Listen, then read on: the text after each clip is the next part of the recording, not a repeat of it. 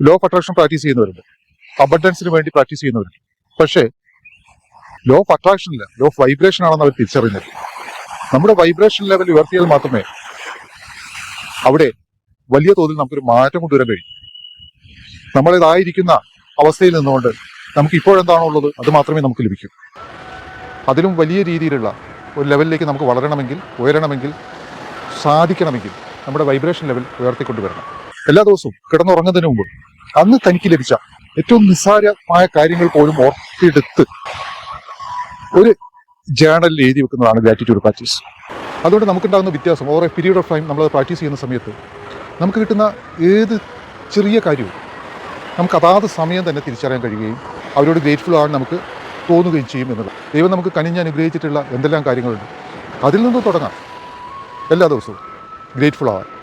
നമ്മൾ ഗ്രേറ്റ്ഫുൾ ആവും തോറും കൂടുതൽ കൂടുതൽ അനുഗ്രഹങ്ങൾ നമ്മളിലേക്ക് വന്നു ചേരും എന്നുള്ളതാണ്. പ്രപഞ്ചം നമ്മളെ കൂടുതൽ സ്വീകരിക്കാൻ കഴിവുള്ള ഒരാളായി പരിഗണിക്കുന്നു എന്നുള്ളതാണ് അതിൽ ഏറ്റവും വലിയൊരു തത്വം. സോ കൂടുതൽ കൂടുതൽ കാര്യങ്ങൾ നമ്മളിലേക്ക് എത്തിച്ചേരും, കൂടുതൽ അനുഗ്രഹങ്ങൾ നമ്മളിലേക്ക് എത്തിച്ചേരുമെന്നാണ് വിശ്വാസം.